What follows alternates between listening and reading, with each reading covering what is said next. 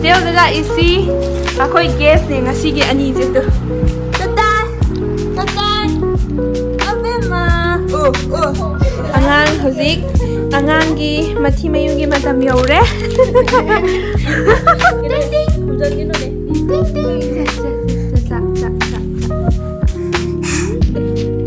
Shoma bi hontoe shoma bi dragon. Oh my god. Okay.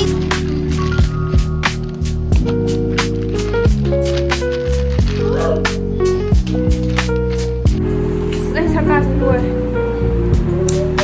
Smile up. Kano daw roye duga tummadi tumme tumdragadi smile um lehelani. Bye bye. Bye bye. Yes. Kadan salaga. Okay, hostel da isi akoi guest ne ngasi gi ani je to tatai abema kada lai ba nang le aura siga hayeng thimbi ge lekpa yae khoi gi kada tumda ba ina maga tum doni gai no tharo maru wala ge si makha da tum lore nang se thama ma ge how ra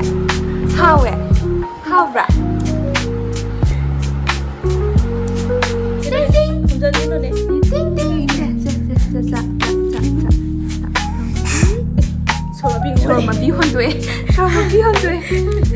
how ra koi thum ba to la sa ba da super ga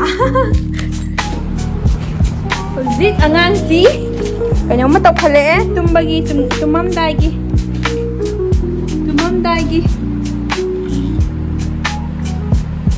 poge zik papi dang nani ko po do jijo ama jijo ma wa sun dai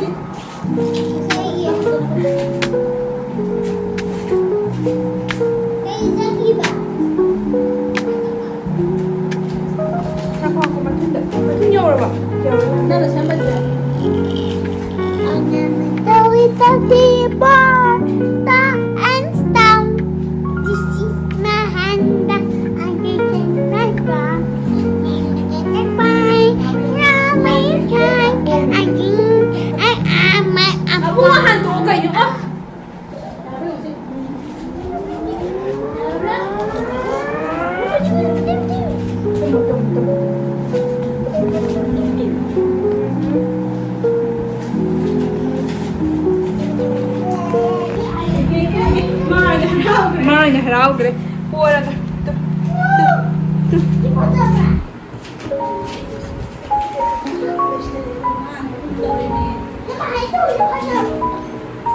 Let's have a tour. Smile up. Kano daw roye duga tummadi tumme tumdragadi smile um lehelani.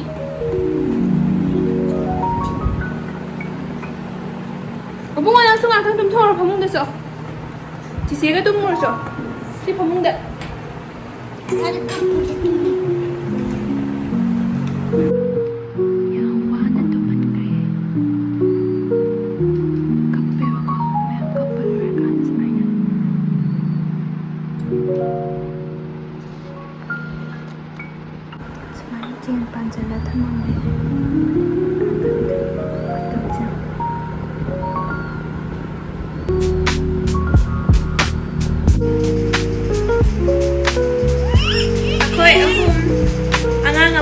Ako'y punna Larry. Visitor ni kasi ako muna ako'y hostel da. Abema tungkre. Hi, abema ko eh. Nagtaw ba na haba? Kaya taw dito. Ato tiya taw ka no?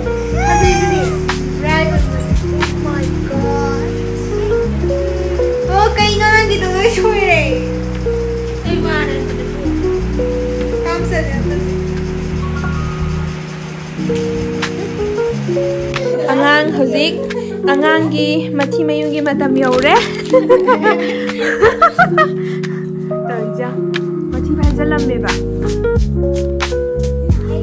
To ani masi prentan. Belum.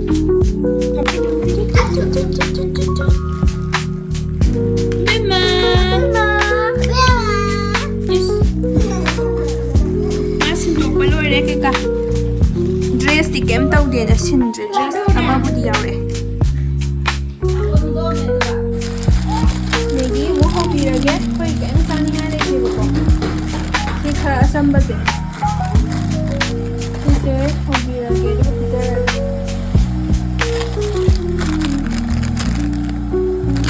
Buy one get one. Look, you can buy two get one.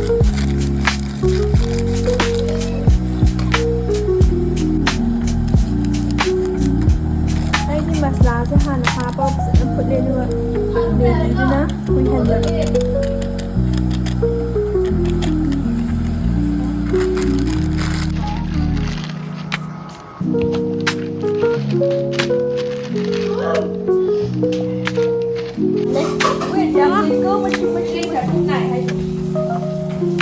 Abang macam, tengok saya. Tengok.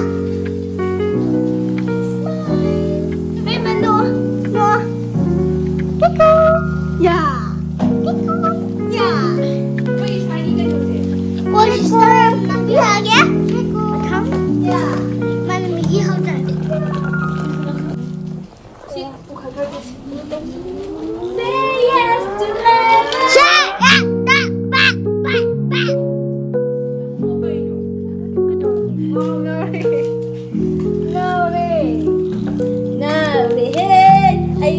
ꯑꯕꯦꯝꯃꯒꯤꯅ ꯁꯤ ꯀꯩꯅꯣꯁꯦ ꯑꯦꯄꯜꯁꯦ ꯄꯤꯖꯔꯒꯦ ꯑꯩꯈꯣꯏꯅ ꯁꯤ ꯆꯥꯔꯒꯦ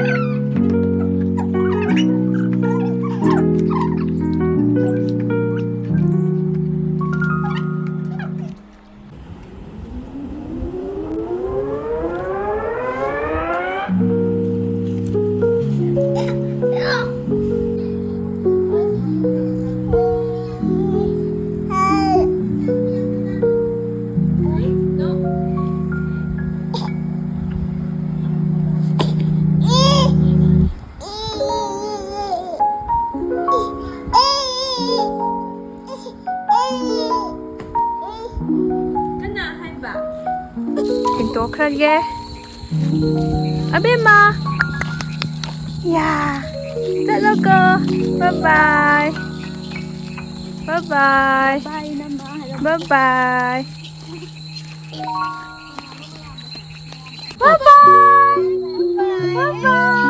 ꯏꯁ ꯐꯖꯅ ꯆꯠꯂꯣꯀꯣ